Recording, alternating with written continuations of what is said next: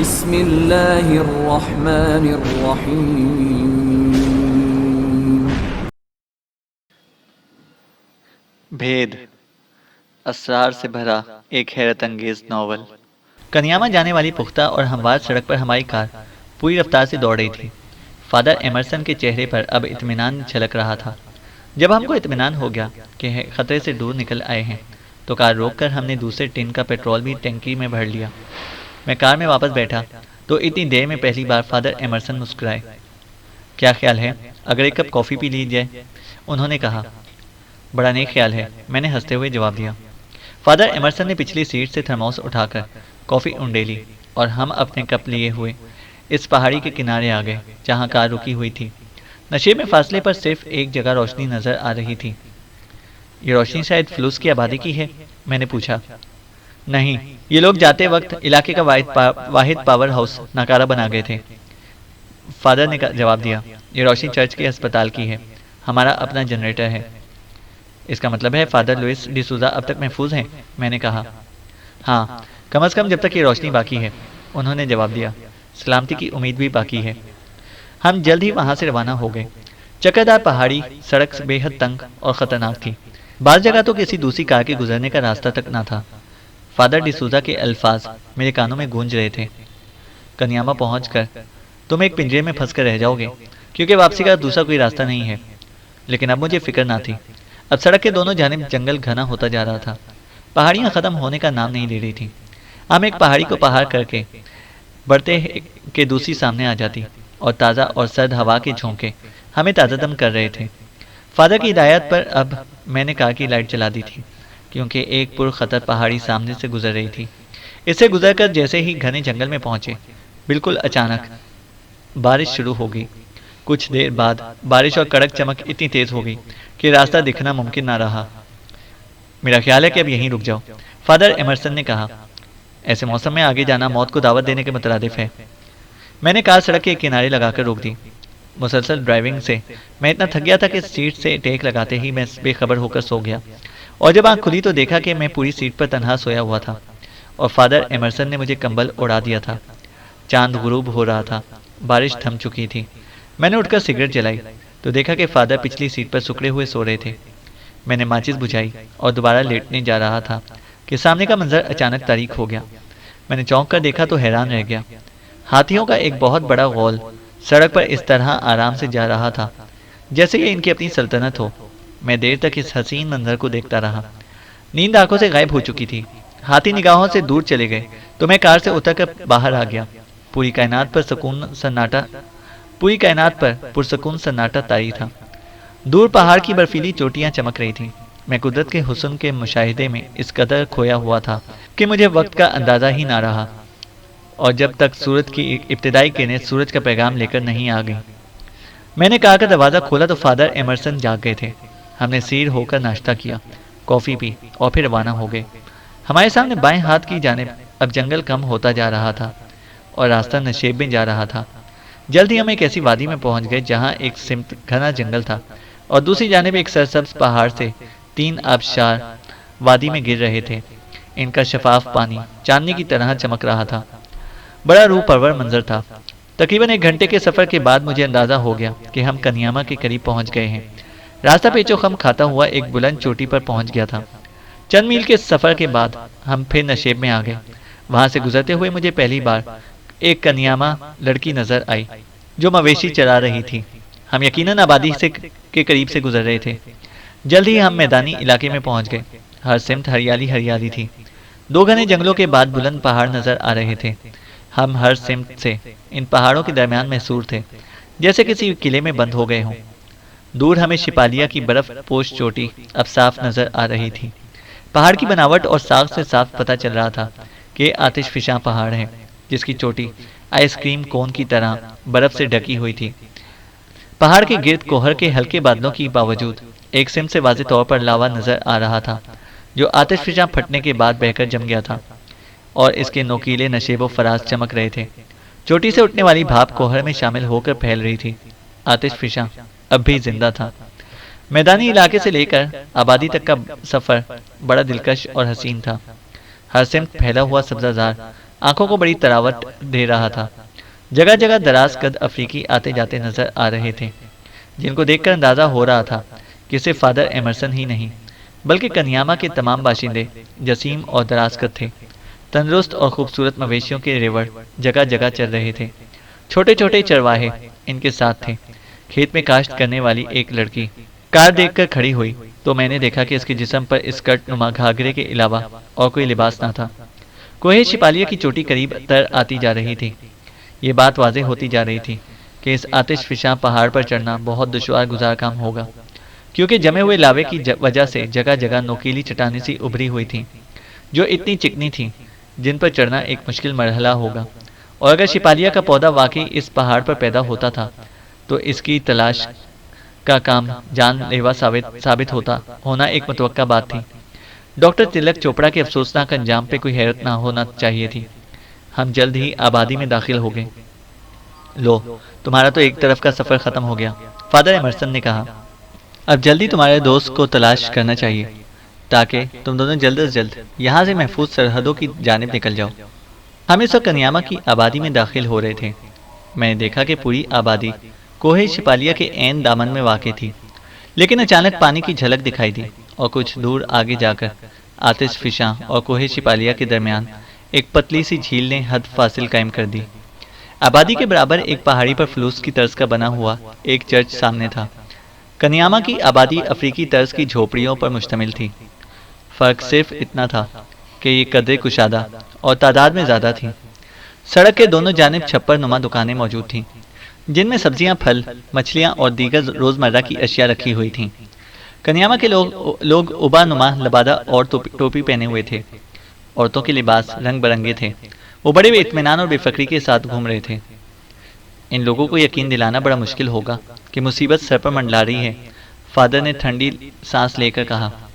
بات بالکل صحیح تھی۔ آبادی کے آخر میں پتھروں کی بنی عمارت تھی۔ فادر ایمرسن نے وہیں رکنے کا اشارہ کیا اور بتایا یہی ڈاکٹر رائے کا کلینک تھا۔ میں کار سے اترنے لگا تو انہوں نے روک دیا۔ میں پہلے معلوم کر لوں کہ وہ یہاں ہیں بھی یا نہیں، انہوں نے کہا۔ وہ چند لمحے بعد ہی واپس آ گئے۔ شاید وہ گھر پر ہیں، انہوں نے بتلایا۔ سیدھے آگے چلو۔ ہم سڑک پر آگے بڑھتے رہے۔ کچھ دور جا کر لکڑی کا ایک پل تھا جہاں سے سڑک مڑ گئی۔ اب ہم نشیب کی طرف جا رہے تھے۔ کچھ اور نشیب میں نیلے شفاف پانی میں کئی لڑکیاں غسل کے دوران چھیڑ چھاڑ کر رہی تھیں۔ آگے جا کر سڑک ایک چھوٹی سی پہاڑی پر چڑھ گئی۔ یہاں جھیل کی جانب لمبے لمبے سرسبز درختوں کی قطار چلی گئی تھی۔ منظر ایسا خوبصورت تھا کہ میں مبہوت سا رہ گیا، اور پھر راستہ بالکل اچانک ہی مکان کے سامنے آ کر ختم ہو گیا۔ مکان بالکل کشادہ تھا اور کافی رقبے میں پھیلا ہوا تھا۔ 6-7 دروازے ایک برآمدے میں کھلتے تھے جس کی چھت لکڑی اور بانس سے بنائی گئی تھی۔ دیواریں مٹی کی تھیں لیکن ان کو پلاسٹر کر کے سفید رنگ کر دیا گیا تھا۔ کھڑکیوں پر رنگین پردے پڑے ہوئے تھے۔ اگر میں نے اپنی آنکھوں سے فلوس میں کھیلے جانے والے ہولناک خونی ڈرامے کو دیکھا نہ ہوتا تو یہی کہتا کہ ڈاکٹر رائے بڑی پرسکون جگہ پر آباد ہے۔ فادر ایمرسن مجھ سے پہلے مکان میں داخل ہو گئے۔ میں نے دروازے میں قدم رکھا تو خود کو ایک ٹھنڈے، کشادہ اور سادگی کے ساتھ بنے ہوئے کمرے میں پایا۔ ایک کونے میں پتھر کا بنا ہوا آتش دان تھا، دوسرے میں ایک لمبا آرام دہ صوفہ بچھا ہوا تھا۔ کئی آرام دہ کرسیاں کرینے سے لگی ہوئی تھیں، درمیان میں کئی چھوٹی میزیں بھی تھیں۔ فادر ایمرسن دوسرے کمرے میں چلے گئے تھے لیکن ان کی آواز سنائی دے رہی تھی، اور پھر چند لمحے کے لیے میں سب کچھ بھول گیا۔ میری نگاہ واٹر کلر سے بنی ہوئی ایک بڑی تصویر پر جم کر رہ گئی جو لکڑی کے فریم میں لگی دیوار پر آویزہ تھی۔ اس میں تقریباً 18 انچ لمبا پودا نظر آ رہا تھا جس کا تنا سیاہ تھا اور پتیاں زرد سبزی مائل رنگ کی موٹی موٹی سی تھیں، اور میرا دل کہہ رہا تھا کہ یہ شپالیہ کے پودے کی تصویر ہے۔ اسی لمحے فادر ایمرسن کمرے میں داخل ہوئے۔ ان کے پیچھے ایک افریقی ملازم تھا جس کا سیاہ رنگ سفید لباس میں اور نمایاں ہو گیا تھا۔ غضب ہو گیا، فادر ایمرسن نے بدحواسی کے عالم میں کہا۔ ڈاکٹر رائے آج ہی سویرے اچانک کوہ شپالیہ پر روانہ ہو گئے اور ایلیشیا بھی ان کے ساتھ ہیں۔ مجھے یہ خبر کلینک میں ہی مل گئی تھی لیکن میں اس کی تصدیق کرنا چاہتا تھا۔ اب یہ کسی کو پتہ نہیں کہ وہ کب واپس آئیں گے۔ مجھے بے حد افسوس ہے۔ اس میں آپ کا کیا قصور ہے فادر؟ کچھ پتہ ہے کہ وہ کب روانہ ہوئے؟ آج ہی، سورج نکلنے سے پہلے۔ کوئی ایسا شخص ہے جو اس تک میرا پیغام پہنچا دے یا پھر مجھے اس کے پاس لے جائے؟ نہیں، ان گھنے جنگلوں میں کوئی تم سے 5 گز کے فاصلے پر بھی ہو تو تم اس کا سراغ نہیں لگا سکتے، اور تمہارے ساتھ وہاں جانے پر کوئی تیار نہ ہوگا۔ مقامی لوگ کوہ شپالیہ پر جانے کی تصور سے بھی ڈرتے ہیں۔ ان کا خیال ہے کہ آتش فشاں کے گرد بدروہیں منڈلاتی رہتی ہیں۔ انہوں نے کہا، کوہ شپالیہ پر چڑھنے کے لیے آتش فشاں والا راستہ اختیار کرنا ضروری ہے، کیونکہ کسی اور سمت سے اوپر چڑھنا انسان کے بس کی بات نہیں۔ فادر نے مجھے کہا تھا، لیکن کیا اکیلا ڈاکٹر رائے اکیلا ہی یہ چڑھائی سر کرے گا؟ میں نے پوچھا تھا۔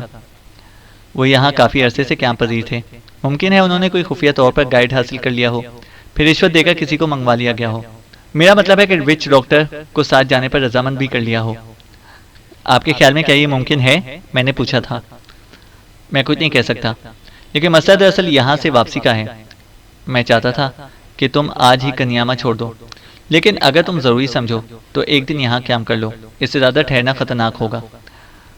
فرض کیا ڈاکٹر رائے کوہ شپالیہ کی چوٹی تک پہنچنا چاہتا ہو، کیا یہ کام ایک دن میں ممکن ہے؟ ضروری نہیں کہ وہ چوٹی سر کرنے کے ارادے سے گئے ہوں، انہوں نے جواب دیا۔ فادر، میں جانتا ہوں کہ رائے کو کوہ پیمائی کا شوق کبھی نہ تھا، وہ کسی خاص مقصد کے لیے وہاں گیا ہوگا۔ کیا کلینک پر آپ کو اس کے بارے میں کوئی خبر نہ مل سکی کہ کیا وہ اس کی تلاش میں گیا ہے؟ میں نے اس تصویر کی سمت میں اشارہ کیا جس پر شپالیہ کا پودا بنا ہوا تھا۔ فادر ایمرسن چند لمحے پسو پیش میں رہے۔ سچ پوچھو تو مجھے یہ بھی نہیں معلوم کہ یہ تصویر شپالیہ کی ہے، لیکن بظاہر تمہارا خیال صحیح نظر آتا ہے، کیونکہ کلینک کے ملازم نے بتایا تھا کہ وہ 1 ہفتے کا راشن ساتھ لے کر گئے ہیں۔ پھر یقیناً وہ اس پودے کی تلاش میں گیا ہے، میں نے کہا تھا۔ شاید ہم اسے راستے میں کہیں روک سکیں۔ نہیں مسٹر، میں تم کو توہمات میں مبتلا نہیں کرنا چاہتا، لیکن یہاں کے لوگوں کا یہ پختہ عقیدہ ہے کہ کوئی عام انسان کوہ شپالیہ کی چوٹی تک نہیں پہنچ سکتا۔ ان کو یقین ہے کہ ڈاکٹر تلک چوپڑا کی طرح ڈاکٹر رائے اور مس ایریشیا کو بھی بدروہیں راستے میں ہلاک کر دیں گی۔ وہ ایک لمحے رک کر میرا رد عمل دیکھنے لگے تھے، لیکن میں خاموش رہا تھا۔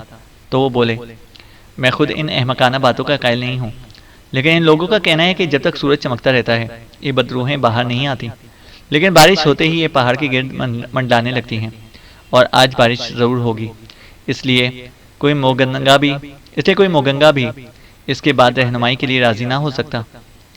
میری نظریں خود بخود کوہ شپالیہ کی چوٹی کی طرف اٹھ گئیں، جو سورج کی روشنی میں چمک رہی تھی۔ مطلع بالکل صاف تھا، آسمان پر بادل کا دھبا تک نہیں تھا۔ بظاہر تو بارش کا امکان نہیں ہے۔ ویسے آپ کا کیا مشورہ ہے؟ چونکہ بارش کا امکان نہیں، اس لیے تمہارے دوست کی آج واپسی کی توقع بھی نہیں کی جا سکتی، انہوں نے صاف گوئی سے کہا۔ اس لیے تم اپنی سلامتی کی فکر کرو اور واپسی کی تیاری کرو۔ تم میرے ساتھ بازار تک چلو کہ میں واپسی کے لیے تمہارے کھانے کا انتظام کر دوں۔ نہیں فادر، شکریہ، میں نے جواب دیا تھا۔ کون جانے موسم تبدیل ہو جائے، ابھی سارا دن پڑا ہے، ممکن ہے بارش کے آثار دیکھ کر شام تک ڈاکٹر رائے واپس آ جائے، اس لیے آج میں یہاں رک کر اس کا انتظار کروں گا، میں نے کہا تھا۔ اور اگر وہ شام تک واپس نہیں آئے؟ فادر ایمرسن نے پریشان لہجے میں پوچھا۔ تو پھر میں واپس چلا جاؤں گا، میں نے کہا۔ تم ایک بات نہ بھولنا، فادر ڈسوزا کی اطلاع غلط نہیں ہوتی، لوکاڑے اور اس کے ساتھی سنکارے سپاہی کنیاما پر حملہ ضرور کریں گے، اور اس سے پہلے نکل جانے میں ہی عافیت ہے، فادر ایمرسن نے کہا۔ لیکن آج رات تو حملے کا امکان نہیں ہے نا، میں نے جواب دیا۔ ممکن ہے، لیکن مجھے یقین ہے کہ کنیاما کے لوگوں کی سلامتی کی یہ آخری رات ہے، اور پھر اگر یہاں سے واپس ہوتے ہوئے لوکاڑے اپنی فوج کے ساتھ تو راستے میں مل گیا تو تمہارے لیے فرار کا راستہ بھی نہ رہے گا، فادر ایمرسن نے کہا۔ ٹھیک ہے فادر، بہت بہت شکریہ، میں آج ہی رات یہاں سے روانہ ہو جاؤں گا، خدا تمہیں سلامتی کے ساتھ واپس پہنچائے۔ فادر ایمرسن نے خلوص کے ساتھ مجھے دعا دی۔ میں نے فادر کو چرچ تک پہنچایا، فادر لوئس ڈسوزا کی دی ہوئی ابا وہاں جمع کرا دی، اور پھر واپس آ کر مکان میں آرام کرنے کے لیے لیٹ گیا، لیکن ایک عجیب طرح کا اضطراب اور بے قراری مجھ پر طاری تھی۔ میں نے ملازم سے غسل کی فرمائش کی تو اس نے باتھ روم میں گرم پانی لا کر رکھ دیا۔ غسل سے فارغ ہو کر میں نے لباس تبدیل کیا اور پھر لنچ میں کھانے بیٹھ گیا۔ ملازم بلا شبہ بڑا اچھا باورچی تھا، میں نے اتنی لذیذ مچھلی پہلے کبھی نہ کھائی تھی۔ کھانے کے بعد ایک نئی توانائی کا احساس ہوا، میں نے سگریٹ جلائی اور باغیچے میں ٹہلنے لگا۔ بار بار یہ خیال ستا رہا تھا کہ ڈاکٹر رائے شام تک واپس نہ آیا تو کیا ہوگا، اتنا طویل سفر طے کر کے یوں ہی ناکام واپس چلا جاؤں۔ میرے چلے جانے کے بعد اگر ڈاکٹر رائے یہاں سے واپس آیا تو سنکارے اسے بھی یقیناً ہلاک کر دیں گے۔ اتنے عزیز دوست کو موت کے منہ میں چھوڑ جانا، بھاگ کر چلے جانا، بزدلی نہیں تو اور کیا ہوگا۔ لیکن وہ کب واپس آئے گا؟ باغیچے میں ایک جگہ کیلے کے درختوں کا ایک گھنا جھنڈ تھا۔ ٹھہرتے ہوئے مجھے اس کے درمیان کوئی چیز چمکتی ہوئی نظر آئی۔ میں نے آگے بڑھ کر دیکھا تو دراصل وہ چھپر نما گیراج تھا، جس کے دروازے کے گرد لگے ہوئے کیلے کے پودے گھنے ہو کر اتنے بڑے ہو گئے تھے کہ اندر کھڑی کار تقریباً چھپ گئی تھی۔ میں نے اندر جا کر دیکھا تو ایک پرانی کار کھڑی تھی جس پہ گرد کی موٹی تہ جمی ہوئی تھی۔ ایک ٹائر پنکچر تھا اور انجن بھی گرد آلود تھا۔ ڈاکٹر رائے ہمیشہ کا بے پرواہ تھا۔ میں نے سوچا کہ وہ گزارنے کے لیے اس کی کار کی مرمت ہی کیوں نہ کر ڈالوں۔ میں نے ڈاکٹر رائے کی کار کی مرمت کی، ٹائر بدلا، گیراج میں رکھے ہوئے ڈرم سے پیٹرول ڈال کر اس کی ٹینکی بھری اور پھر اسٹارٹ کر کے اطمینان کر لیا کہ یہ چالو حالت میں آ گئی ہے۔ اس کے بعد میں نے باقی ماندہ پیٹرول اپنی کار میں ڈال لیا تاکہ واپسی کے سفر میں دشواری نہ ہو۔ پھر جانے کیوں میں نے ڈاکٹر رائے کی کار کو کیلے کے نیم خشک پتوں سے ڈھانپ دیا، شاید اس لیے کہ ڈاکٹر رائے حیران ہو۔ بہرحال خاصا وقت اس مصروفیت میں گزر گیا۔ میں ابھی اس کام سے فارغ ہوا ہی تھا کہ ملازم نے آواز دی۔ میں نے چونک کر دیکھا تو وہ جھیل کی طرف اشارہ کر رہا تھا۔ ایک ناؤ تیزی سے ہماری طرف آ رہی تھی۔ میں رائے کے ملازم کے ساتھ جھیل کے کنارے کھڑا ہوا تھا۔ درخت کے تنے کو کھوکھلا کر کے بنائی ہوئی افریقی طرز کی ناؤ کنارے کے قریب آ چکی تھی۔ ناؤ کے کنارے لگتے ہی ایک جوان عورت کود کر اتری اور ننگے پاؤں آگے بڑھی۔ اس نے پتوان کو گھٹنوں تک الٹ کر رکھ دیا۔ سفید رنگ کی قمیص کا کالر کھلا ہوا تھا۔ اس کے خوبصورت چمکیلے بال جوڑے کی شکل میں پیچھے بندھے ہوئے تھے۔ جسم سڈول اور دلکش تھا۔ اس نے حیرت سے مجھے دیکھا جیسے پہچاننے کی کوشش کر رہی ہو۔ رائے اور اس کا ملازم ناؤ گھسیٹ کر کنارے پر لانے لگے۔ ہیلو، میں نے کہا، میرا نام صفدر شاہ ہے، میں ڈاکٹر رائے کا پرانا دوست ہوں۔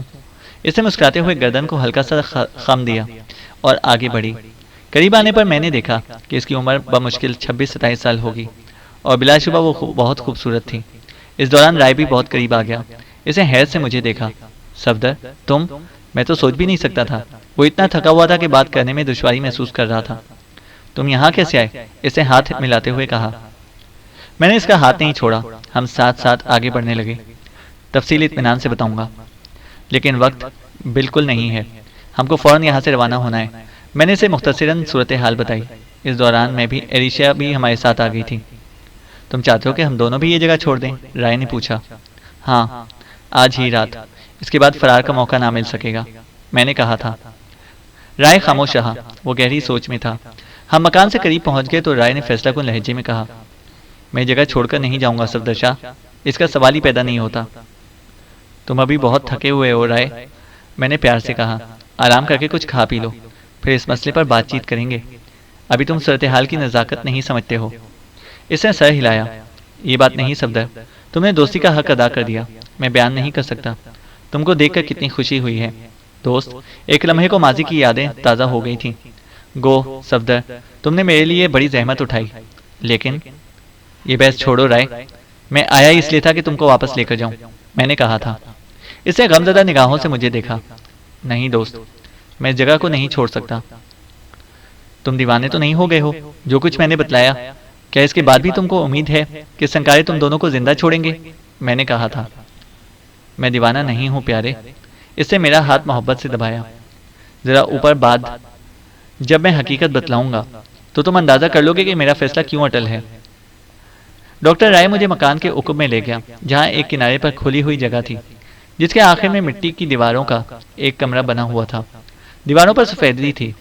رائے نے دروازہ کھولا اور اندر داخل ہو گیا۔ کمرے میں لکڑی کی ایک بڑی سی میز تھی، اس پر کتابیں اور کاغذات بکھرے ہوئے تھے۔ کونے پر ایک کھلی ہوئی کتاب رکھی تھی اور اس پر بلا شبہ بالش بھر کی ایک مکڑی بیٹھی تھی، اپنی سرخ آنکھوں سے مجھے گھور رہی تھی۔ میرے قدم رک گئے۔ ڈرو نہیں پیارے، یہ ٹائنی ہے، تلک چوپڑا کی پالتو مکڑی۔ دیکھنے میں خطرناک ہے لیکن زہریلی نہیں ہے، بالکل بے ضرر ہے، ڈاکٹر رائے نے مسکراتے ہوئے کہا۔ ادھر لال والی کرسی پر بیٹھ جاؤ۔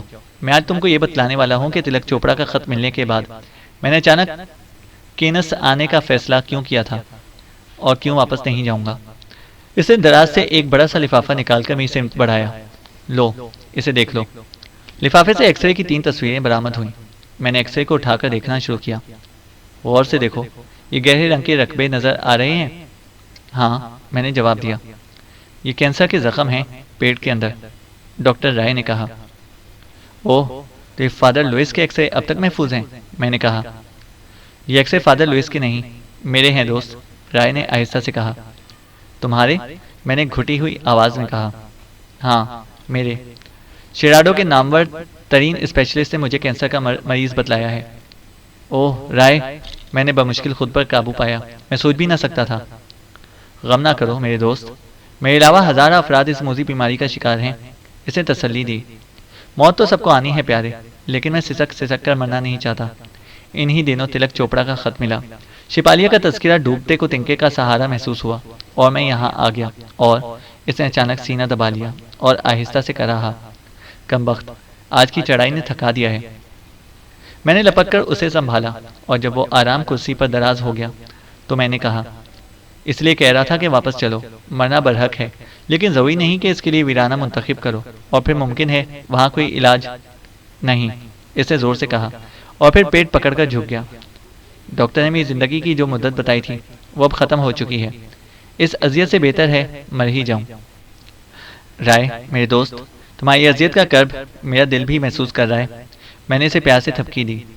ذرا سوچو، غور کرو، ان درندوں کے ہاتھوں موت کتنی اذیت ناک ہوگی۔ وہ شکست خوردہ انداز میں مسکرایا۔ صفدر، اس سلسلے میں بحث نہ کرو، تم جلد از جلد یہاں سے نکل چلے جاؤ، اور ایشیا کو بھی لے جاؤ، اسے اب زمالیہ واپس جانا چاہیے، اس نے کہا۔ وہ محبت کا زخم کھائے ہوئے ہے۔ تلک چوپڑا سے وہ بے پناہ محبت کرتی تھی، اور تلک چوپڑا نے جس مقصد کے لیے جان دی ہے، میں اسے ضرور پورا کروں گا۔ شپالیہ کا پودا حاصل کر کے یہ ثابت کروں گا کہ کینسر کا علاج ممکن ہے۔ تم کو یقین ہے کہ شپالیہ کے پودے کا افسانہ سچ ہے؟ میں نے پوچھا۔ فادر تو اپنی دعاؤں کا معجزہ کہتے ہیں۔ یہ تو اس وقت ثابت ہوگا جب شپالیہ مل جائے، لیکن مجھے یقین ہے کہ فادر کا مرض اسی پودے سے دور ہوا ہے۔ میں اسے ضرور تلاش کروں گا صفدر شاہ، رائے نے کہا تھا۔ ذرا سوچو تو، اس کی دریافت کتنے انسانوں کو اس اذیت ناک مرض سے نجات دلا سکتی ہے؟ اس سے بڑی انسانی خدمت اور کیا ہو سکتی ہے؟ اس نے بڑے عزم کے ساتھ کہا تھا۔ فادر جب درد سے تڑپ رہے تھے تو ایک مگونا نے انہیں یہی پودا لا کر دیا تھا۔ صرف ایک ہفتے بعد ان کا مرض جاتا رہا۔ تم نے ہال میں پودے کی تصویر دیکھی تھی؟ میں نے سر ہلایا۔ ڈاکٹر تلک چوپڑا نے ان لوگوں سے جو معلومات حاصل کی تھی، ان کے مطابق یہ تصویر بنائی گئی تھی۔ مگونا نے صرف یہ بتلایا تھا کہ یہ پودا کوہ شپالیہ پر ہوتا ہے، نام سے بھی ظاہر ہوتا ہے۔ چونکہ کوہ شپالیہ کی چوٹی سے پہلے یہ آتش فشان چوٹی پڑتی ہے، اس لیے ممکن ہے کہ اس کی وجہ سے پودے میں کوئی خاص تاثیر پیدا ہو گئی ہو جو کینسر جیسے مرض کو دور کر دیتی ہے۔ اس سلسلے میں بہت غور و فکر کیا ہے۔ آتش فشاں پہاڑوں میں گندھک اور دوسری دھاتوں کی تیزابیت سے ریڈیشن پیدا ہو جاتی ہے۔ کچھ بھی ہو، یہ دنیا کی عظیم ترین دریافت ہوگی، ڈاکٹر رائے کہتا چلا گیا تھا۔ شام کے سائے پھیلنے لگے۔ ڈاکٹر رائے نے مجھے دیکھا اور کہنا شروع کیا۔ میری حالت ایسی نہ تھی کہ کوہ شپالیہ پر جانے کی ہمت کرتا، لیکن 2 دن قبل ایک مگونا میرے کلینک پر آیا۔ اس کے سینے میں درد تھا۔ میں نے اسے انجیکشن دے کر آرام پہنچا دیا تو اس نے بتایا کہ تلک چوپڑا کی لاش اس نے کہاں پڑی دیکھی ہے۔ وہ مگونا یقیناً کوہ شپالیہ پر پودا لینے گیا ہوگا۔ واپسی پر اسے تلک چوپڑا کی لاش ایک چٹان کے نشیب میں نظر آئی تھی۔ اس سے مجھے یقین ہو گیا کہ وہ شپالیہ کا پودا وہاں سے کہیں قریب ہی دستیاب ہے۔ میں نے اس سے مقام کا پتہ پوچھا جہاں اس نے لاش دیکھی تھی۔ میں نے اس سے پوچھا کہ تلک چوپڑا کی موت کیسے واقع ہوئی، تو اس نے بتلایا کہ پہاڑوں کی بدروحوں نے اسے ہلاک کر دیا۔ اس سے واضح ہو گیا کہ وہ آتش فشاں کے دہانے کے قریب شاید زہریلی گیسوں کے اثر سے بے ہوش ہو کر کھڈ میں گر گیا ہو۔ 1 منٹ، میں نے کہا، تم نے یہ سب کیسے فرض کر لیا؟ تم کیوں کیا معلوم کہ وہ زہریلی گیس سے ہلاک ہوا؟ آتش فشاں کا دہانہ کوہ شپالیہ کی چوٹی سے نیچے واقع ہے، رائے نے کہا۔ جب بارش ہوتی ہے تو اوپر سے بہہ کر آنے والا پانی اس دہانے میں جاتا ہے، جس کی وجہ سے زہریلی گیسوں کا بادل پورے علاقے پر چھا جاتے ہیں۔ ہم نے بہت عرصے تک اس کا مشاہدہ کیا ہے۔ انہیں منڈاتے ہوئے بادلوں کو یہ لوگ بدروہیں کہتے ہیں۔ ممکن ہے کہ تلک چوپڑا انہی بادلوں میں گھر کر کھڈ میں گر پڑا ہو، اور اسی طرح مجھے یہ سراغ ملا کہ شپالیہ کی تلاش کہاں کرنا چاہیے۔ اب کم از کم مجھے راستہ معلوم ہو گیا ہے۔ میں دوسری کوشش میں وہاں ضرور پہنچوں گا، ڈاکٹر رائے نے کہا۔ مجھے اندازہ ہو گیا کہ اس وقت رائے سے بحث کرنا بیکار ہوگی۔ اسی وقت ملازم نے اندر آ کر اطلاع دی کہ مکان تیار ہے، اور ہم مکان کی سمت روانہ ہو گئے۔ کھانے کے بعد میں ایلیشیا کمرے سے باہر چلی گئی تو ڈاکٹر رائے اٹھ کر دروازے کے پاس کھڑا ہو گیا۔ وہ بے حد نحیف نظر آ رہا تھا۔ موت کے سائے اس کے چہرے پر منڈلا رہے تھے۔ تم کب روانہ ہو گئے صفدر شاہ؟ اس نے پوچھا۔ ابھی، بشرط یہ کہ ایلیشیا تیار ہو، میں نے کہا۔ عین اسی لمحے جھیل کے پار ایک بھیانک آواز فضا میں ابھری۔ ہلکی گڑگڑاہٹ کے ساتھ زمین لرزنے لگی۔ آواز اتنی دہشت ناک تھی کہ میرے رونگٹے کھڑے ہو گئے۔ اس نے میرے خوفزدہ چہرے کو دیکھا۔ ڈرو نہیں، رائے نے مسکراتے ہوئے کہا۔ آتش فشاں کے ایئر پریشر سے ایسی آوازیں پیدا ہوتی رہتی ہیں۔ کینس کے وہمی لوگ اسے کسی مصیبت کا پیش خیمہ تصور کرتے ہیں، لیکن یہ بکواس ہے۔ وہ اندر چلا گیا۔ میں اکیلا بیٹھا ہوا سگریٹ کی کش لگا رہا تھا۔ مس ایریشیا اندر داخل ہوئی۔ وہ میرے سامنے آ کر کھڑی ہو گئی۔ ڈاکٹر رائے کا کہنا ہے کہ میں تمہارے ساتھ چلی جاؤں، اس نے کہا۔ ہاں، وہ مجھے بتلا چکا ہے، میں نے کہا۔ میرا خیال ہے کہ تم اسے بھی ساتھ چلنے پر راضی کر لو، وہ بولی۔ آخر تم اس کے دوست ہو۔ وہ بہت ضدی ہے، میں نے کہا، اور پھر یہ ایک حد تک صحیح بھی ہے، لیکن میں نہیں چاہتا کہ تم دونوں میں سے کوئی بھی سنکاریوں کے ہاتھ لگ جائے۔ انہوں نے اب تک بس درندگی کا ہی مظاہرہ کیا ہے، میں نے کہا۔ رائے نے مجھے بتلا دیا ہے، اس نے پھریری لے کر کہا، اس لیے میں تیار ہو گئی ہوں۔ اسے تم کو میرے متعلق بتلا دیا ہوگا۔ تلک چوپڑا کی موت کے بعد مجھے چلے جانا چاہیے تھا، لیکن رائے اس کے ناممکن مشن کو پورا کرنے کی کوشش میں اس قدر پرخلوص تھا کہ میں اسے تنہا نہیں چھوڑ سکتی تھی۔ اسے اب تک یقین ہے کہ شپالیہ کا پودا حاصل کر لے گا۔ تلک چوپڑا کے بعد یہاں کی زندگی میں میرے لیے تنہائی کے علاوہ کیا رہ گیا ہے؟ لیکن رائے کے عزم و حوصلے نے مجھے بھی ایک مقصد دے دیا ہے۔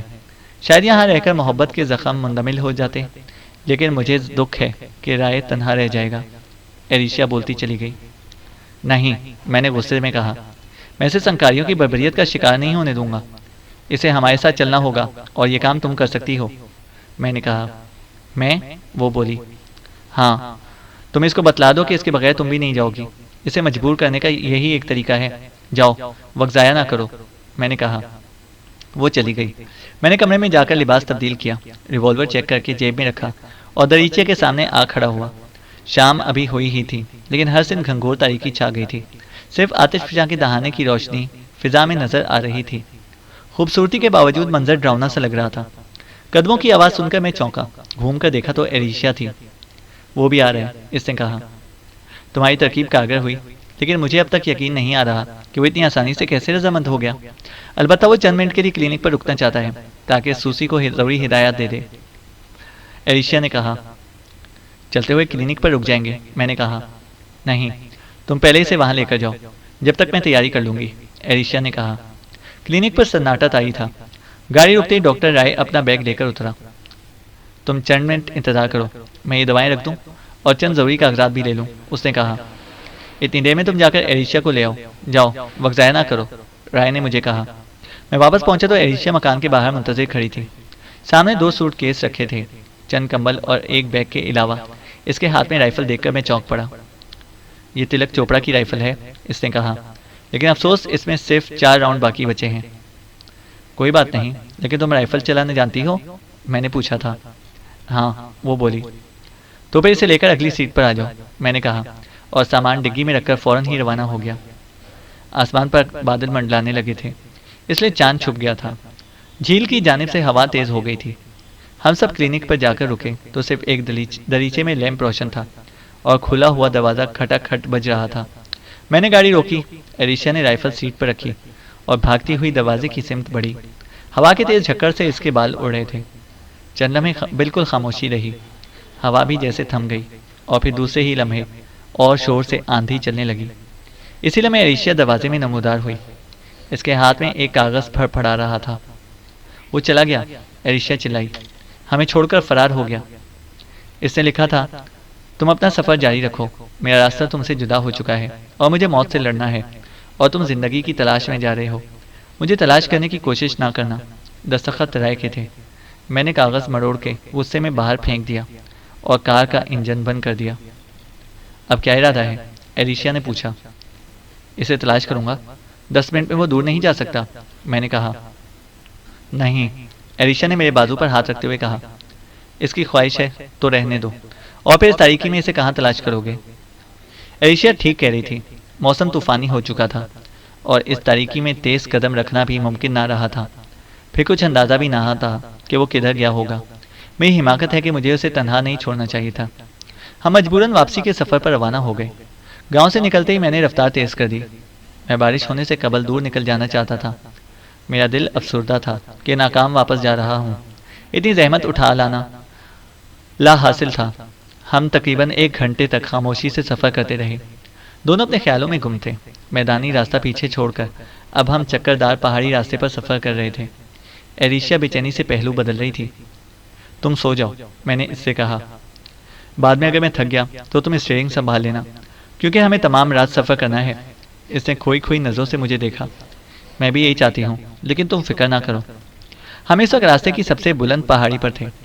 راستہ اتنا تنگ اور خطرناک تھا کہ مجھے رفتار دھیمی کرنا پڑ گئی۔ نیچے ہر طرف تاریکی ہی تاریکی پھیلی ہوئی تھی۔ ایریشیا بڑے غور سے نشیب میں دیکھ رہی تھی۔ کیا بات ہے؟ میں نے چونک کر پوچھا۔ نیچے روشنی نظر آ رہی ہے، لیکن بہت دور معلوم ہوتی ہے، اس نے کہا۔ میں نے فوراً بریک لگا کر گاڑی روک دی اور لائٹ بجھا دی۔ سناٹے میں انجن کی ہلکی آواز کے علاوہ اور کوئی آواز سنائی نہیں دے رہی تھی۔ میں آگے بڑھتا ہوا اس جگہ پر پہنچ گیا جو سڑک کے بالکل کنارے واقع تھی۔ ایک چٹان کے پاس سے نیچے جھانک کر دیکھا، ننھی اور تیز لائٹ صاف چمک رہی تھی اور پھر موڑ پر آ کر غائب ہو گئی۔ مجھے اپنا دل ڈوبتا ہوا محسوس ہونے لگا۔ آنے والی گاڑی کھاٹی پار کر کے اب اسی پہاڑی پر چڑھ رہی تھی جس پر ہم کھڑے تھے۔ بلا شبہ وہ دور تھی، لیکن 15-20 منٹ تک ہم تک پہنچ جائے گی۔ فرار کی یہ راہ بھی بند ہو چکی تھی۔ میں اچانک سکتے سے چونکا اور بھاگتا ہوا کار میں آیا۔ میں نے تیزی سے راستہ کاٹ کر کار کو پہاڑی کی سرے پر بڑھایا۔ کیوں؟ کیا کر رہے ہو؟ ایریشیا نے پوچھا۔ کار کو واپس گھما رہا ہوں، میں نے جواب دیا۔ اگر تمہاری نظر نہ پڑتی تو ہم سنکاری درندوں کے کانوائے سے جا ٹکراتے۔ اس گاڑی کے پیچھے یقیناً فوجیوں کے ٹرک ہوں گے۔ میں نے کار پھر بیک کی تو پہاڑی سے ٹکرایا۔ اتنی تنگ جگہ میں کار کو گھمانا بہت دشوار تھا اور ہر لمحہ قیمتی تھا۔ چاند نکل آیا تھا، لیکن پہاڑی کا سایہ تاریک کیے ہوئے تھا۔ اسٹیئرنگ مجھے دے دو اور تم نیچے اتر کر گائیڈ کرو، ایریشیا بولی۔ اس کے بغیر گاڑی گھمانا مشکل ہوگا۔ مشورہ بالکل صحیح تھا۔ میں فوراً ہی نیچے اتر آیا۔ میرے اشارے پر وہ گاڑی سڑک کے بالکل کنارے تک لے آئی اور پھر بیک کیا۔ اس طرح 2-3 مرتبہ کوشش سے گاڑی کا رخ پھر پینس کی طرف ہو گیا۔ میں نے اطمینان کی سانس لی اور ایریشیا سے کہا کہ انجن بند کر دو۔ سناٹا ہوتے ہی آنے والی گاڑی کی آواز صاف سنائی دینے لگی۔ چڑھائی کی وجہ سے انجن کا شور بتا رہا تھا کہ یہ ٹرک ہے، لیکن اکیلا۔ میں نے آہستہ سے کہا، تم گاڑی میں ٹھہرو، میں ذرا موڑ تک جا کر دیکھتا ہوں۔ ایریشیا ساتھ جانا چاہتی تھی، لیکن میں نے روک دیا۔ میں سڑک پر آگے بڑھتا ہوا موڑ تک آ گیا۔ آنے والے ٹرک کی ہیڈ لائٹ اب سامنے نظر آ رہی تھی۔ شور دم بدم نزدیک آ رہا تھا۔ میں انتظار کرتا رہا اور چند لمحے بعد مجھے پہاڑی کے دامن میں دوسرے ٹرک کی ہیڈ لائٹ بھی نظر آ گئی۔ ایریشیا نے بھی شاید اسے دیکھ لیا تھا، کیونکہ وہ چلا رہی تھی کہ میں فوراً واپس آ جاؤں، لیکن میں اپنی جگہ دم بخود کھڑا گہرائی میں دیکھتا رہا، بلکہ موڑ سے کچھ آگے بڑھ آیا اور تب میں نے روشنی کے ذریعے ٹرکوں کو گننا شروع کیا۔